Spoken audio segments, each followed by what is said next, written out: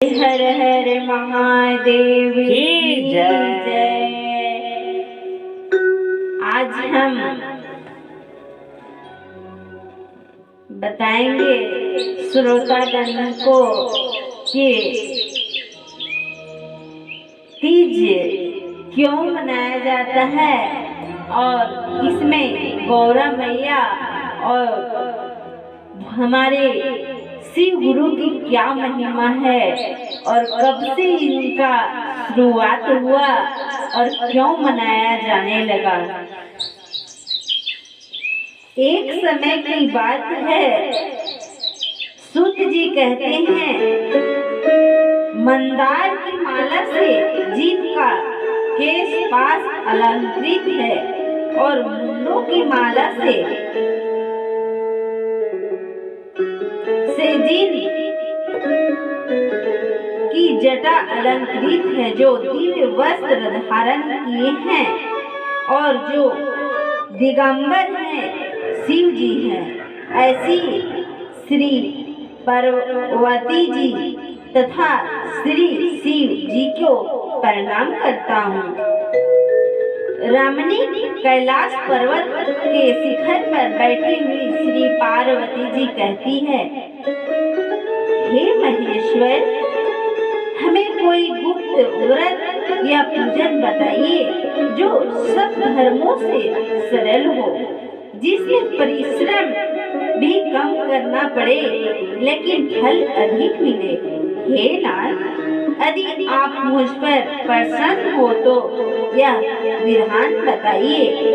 हे प्रभु, किस सब व्रत या दान से यदि मध्य और अंत रहित आप जैसे महाप्रभु हमको प्राप्त हुए हैं। शिव जी बोले, हे देवी सुनो, मैं तुमको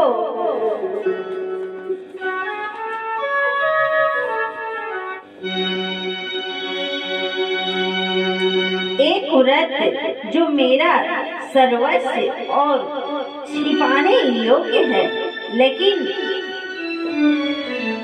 तुम्हारे प्रेम में वशीभूत होकर मैं तुम्हें बतलाता हूँ। शिव जी ने कहा, भारतवर्ष में जैसे नक्षत्रों में चंद्रमा, ग्रहों में सूर्य, वर्णों में ब्राह्मण, देवताओं में विष्णु भगवान, नदियों में गंगा, पुराणों में महाभारत और वेदों में सामवेद और इंद्रियों में मन श्रेष्ठ है। सब पुराणों और वेदों का सर्वस्व जिस तरह कहा गया है, मैं तुम्हें एक प्राचीन व्रत बतलाता हूँ। एकाग्र मन से सुनो। जिस व्रत को प्रभाव से तुमने मेरा आधा आसन प्राप्त किया है, वह मैं तुमको बतलाऊंगा, क्योंकि तुम मेरी प्रेयसी हो। भद्र पाद मास में हस्त नक्षत्र से युक्त शुक्ल की तृतीया तिथि को उसका अनुष्ठान मात्र से स्त्रियां सब पापों से मुक्त हो जाती है। हे देवी, तुमने आज से बहुत दिनों पहले हिमालय पर्वत पर इस व्रत को किया था, यह वृतांत मैं तुमसे कहूँगा। पार्वती जी ने पूछा, हे नाथ, मैंने क्यों यह व्रत किया था, यह सब आपके मुख से सुनना चाहती हूँ। उत्तर की ओर एक बड़ा रमणीक और पर्वतों में श्रेष्ठ हिमावन नामक पर्वत है। उसके आसपास तरह तरह की भूमियां हैं, तरह तरह के वृक्ष उस पर लगे हुए हैं, नाना प्रकार के पंछी और अनेक प्रकार के पशु उस पर निवास करते हैं। वहां पहुंचकर गंधर्वों के साथ बहुत से देवता, सिद्ध, चारण, पंछी गण सर्वदा प्रसन्न मन से विचरते हैं। वहाँ पहुंचकर गंधर्व गाते हैं, अप्सराएं नाचती है। उस पर पर्वतराज के कितने ही शिखर ऐसे हैं कि जिनमें अस्पष्टिक रत्न और वैदुर्य मणि आदि की खानें भरी है। यह पर्वत ऊंचा तो इतना अधिक है कि मित्र के घर की तरह समझकर आकाश का स्पर्श किए रहता है। उसके समस्त शिखर सदैव हिम से आच्छादित रहते हैं और गण जल की ध्वनि सदा सुनाई देती रहती है। हे पार्वती, तुमने बाल्यकाल में उसी पर्वत पर तपस्या की थी। बोलिए शंकर भगवान की जय। तब पार्वती जी से शंकर भगवान कह रहे हैं, 12 वर्षों तक तुमने उल्टी टंग कर केवल धुआं पी कर रही है। 64 वर्षों तक सूखे पत्ते खाकर रही है। माघ मास में तुम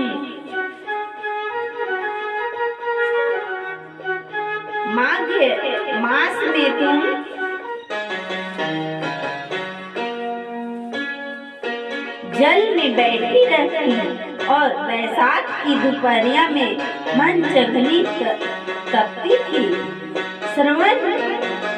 श्रावण महीने में जल बरसता तो तुम भूखी प्यासी रहकर मैदान में बैठी रहती थी। तुम्हारे पिता इस तरह के कष्ट सहन को देखकर बड़े दुखी हुए। वे चिंता में पड़ गए कि मैं अपनी कन्या किसको दूं। उसी समय नारद जी वहां आ पहुँचे। मुनि श्रेष्ठ नारद जी उस समय तुम्हें देखने गए थे। नारद जी को देखकर गिरी ने अर्घ्य पग आसन आदि देकर उनकी पूजा की और कहा, हे स्वामी, आप किस लिए आए हैं? मेरा यह खूब भाग्य है, आपका आगमन मेरे लिए अच्छा है। नारद जी ने कहा, हे पर्वतराज, सुनो, मैं भगवान विष्णु का भेजा हुआ आपके पास आया हूँ। आपको चाहिए कि यह योग्य कन्या रत्न किसी योग्य वर को दे। भगवान विष्णु के समान योग्य वर ब्रह्मा, इंद्र और शिव इनमें से कोई नहीं है। इसलिए मैं यही कहूँगा कि आप अपनी कन्या भगवान विष्णु को ही देवे। हिमावन ने कहा, भगवान विष्णु स्वयं मेरी कन्या ले रहे हैं और आप यह संदेह लेकर आए हैं तो मैं उन्हें अपनी कन्या दूंगा। हिमावन की इतनी बात सुनकर मुनि राज नारद आकाश में विलीन हो गए। वे पीताम्बर, शंख, चक्र और गदाधारी भगवान विष्णु के पास पहुँचे। वहाँ हाथ जोड़कर नारद जी ने भगवान विष्णु से कहा, हे देव, सुनिए, मैंने आपका विवाह पक्का कर दिया। उधर हिमावन ने पार्वती के पास जाकर कहा कि हे पुत्री, मैंने तुम्हें भगवान विष्णु को दे डाला। तब पिता की बात सुनकर तुम बिना उत्तर दिए ही अपनी सखी के घर चली गई। वही जमीन पर पड़कर तुम बड़ी दुखी होती हुई विलाप करने लगी। तुमको इस प्रकार विलाप करती हुई देखकर सखी बोली, तुम क्यों इतनी दुखी हो? इसका कारण बताओ। तुम्हारी जो कुछ इच्छा होगी मैं यथाशक्ति उसको पूरा करने की चेष्टा करूंगी, इसमें कोई संशय नहीं है। पार्वती जी बोली, मेरी जो कुछ अभिलाषा है उसे तुम प्रेम पूर्वक सुनो। मैं एकमात्र शिव जी को अपना पति बनाना चाहती हूँ, इसमें कुछ भी संशय नहीं है। मेरे इस विचार को पिताजी ने ठुकरा दिया। इसमें मैं अपने शरीर को त्याग दूंगी। पार्वती जी के इस बात को सुनकर सखिया ने कहा कि शरीर का त्याग ना करो, चलो किसी ऐसे वन को चले जहाँ पिता को पता ना लगे। ऐसी सलाह कर तुम वैसे वन में जा पहुंची। उधर तुम्हारे पिता घर घर तुम्हें खोजने लगे। दूतों द्वारा भी खबर लेने लगे कि कौन देवता या किन्नर मेरी पुत्री को हर ले गया। उन्होंने मन ही मन कहा, मैं नारद जी के आगे प्रतिज्ञा कर चुका हूँ कि अपनी पुत्री भगवान विष्णु को दूंगा। ऐसा सोचते सोचते हिमावन मूर्छित हो गए। गिरिराज को मूर्छित देखकर सब लोग हाहाकार करते दौड़ पड़े। जब होश हुआ तो सब पूछने लगे कि गिरिराज आप अपनी मूर्छा का कारण बताइए। हिमावन ने कहा, आप लोग मेरे दुख का कारण सुने। न मालूम कौन मेरी कन्या को हर ले गया है। ऐसा नहीं हुआ तो उसे किसी काले सांप ने काट लिया या सींग खा गए होंगे। हाय हाय, मेरी बेटी कहाँ गई? किसी दुष्ट ने मेरी पुत्री को मार डाला। ऐसा कहवे वायु के झोंके से कांपते हुए वृक्ष के समान कांपने लगे।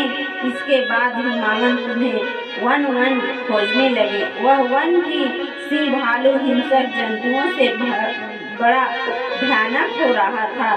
तुम भी अपनी सखियों के साथ उस भयानक वन में चलती चलती एक ऐसी जगह जा पहुंची जहाँ एक नदी बह रही थी। उसके रमणीक तट पर एक बड़ी सी कंदरा थी। तुमने उसी कंदरा में आश्रम बना लिया और मेरी एक बालूका में प्रतिमा बनाकर अपनी सखियां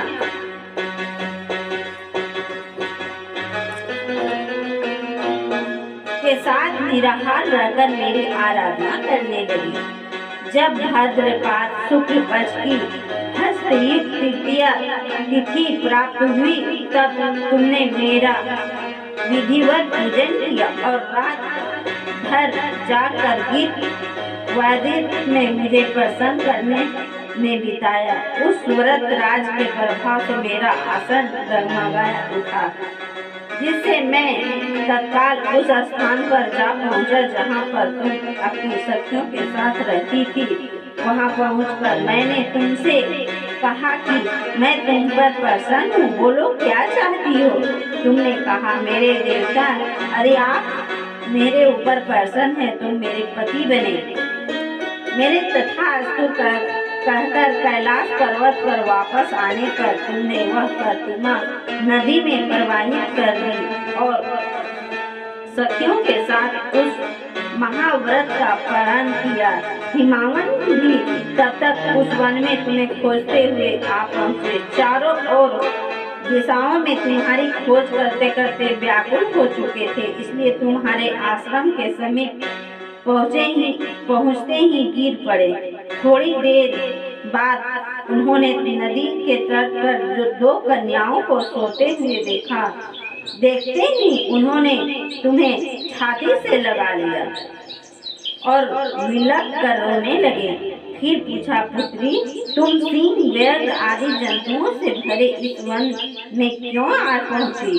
पार्वती जी ने उत्तर दिया, हे पिताजी, मैंने पहले ही अपने आप को शिव जी को हाथे सौंप दिया था। आपने मेरी बात टाल दी, इसमें मैं यहाँ चली आई। हिमावन ने संतावना दी कि हे पुत्री, मैं तुम्हारी इच्छा के विरुद्ध कुछ न करूँगा। वे तुम्हें अपने साथ लेकर घर आए और मेरे साथ तुम्हारा विवाह कर दिया। इससे तुमने मेरा अर्धासन पाया है। तब से आज तक किसी के सामने मुझे यह व्रत प्रकट करने का अवसर नहीं प्राप्त हुआ। हे देवी, मैं यह बताता हूँ कि इस व्रत का हरि तालिका का नाम क्यों पड़ा? तुमको सखियां हर ले गई थी, इसी से हरि तालिका नाम पड़ा।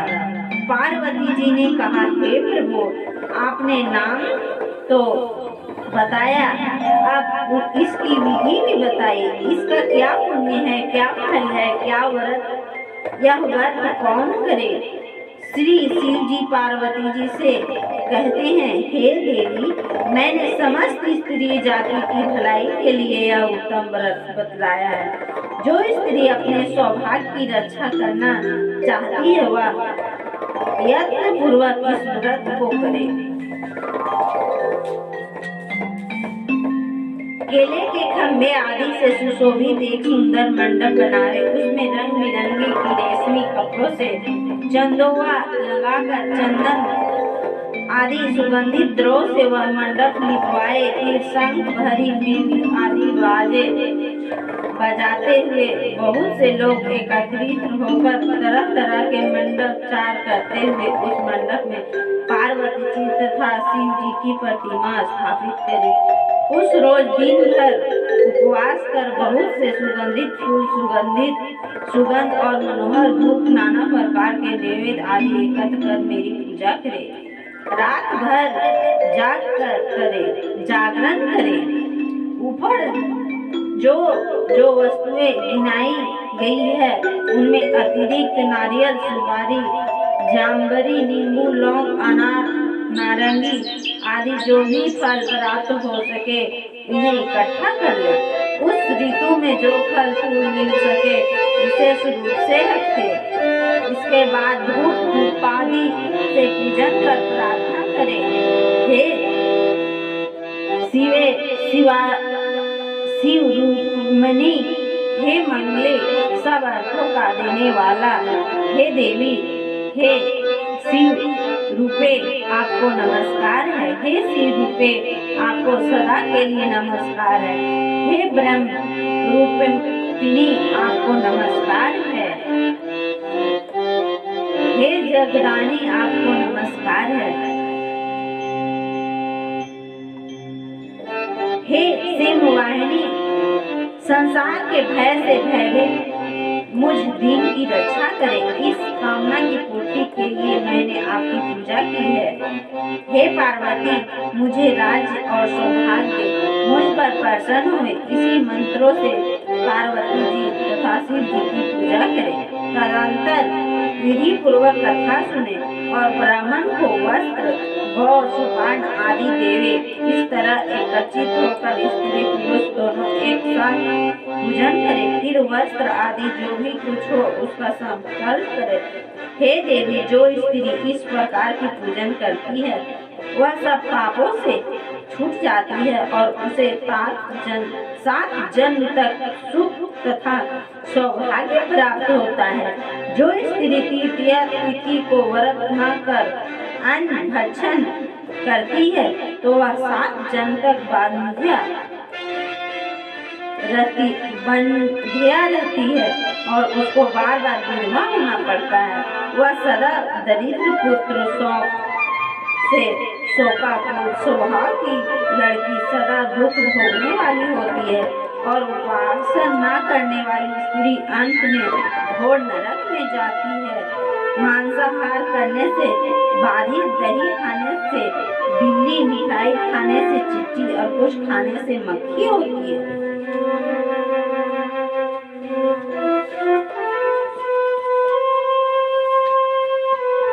तीज को अन्न खाने से सुकरी, फल खाने से बंदरिया, पानी पीने से जोंक, दूध पीने से सप्पिन, उस रोज सोने से अजगरी और पति को धोखा देने से मुर्गी होती है। इसलिए सभी स्त्रियां व्रत अवश्य करें।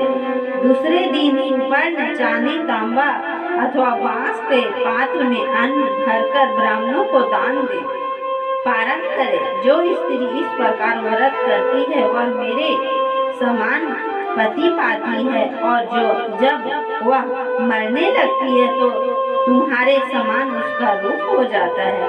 उसे सब प्रकार के सांसारिक भोग और मुक्ति मिल जाती है। इस हरि तालिका व्रत का व्रत तथा मात्र सुन लेने से प्राणी को 1000 अश्वमेध तथा सैकड़ों वाजपेयी अर्घ्य करने का फल प्राप्त होता है। हे देवी, मैंने यह सब व्रतों में उत्तम व्रत बतलाया जिसे करने से प्राणी सब पापों से छूट जाता है, इसमें कुछ भी संशय नहीं है। बोले शंकर भगवान की जय।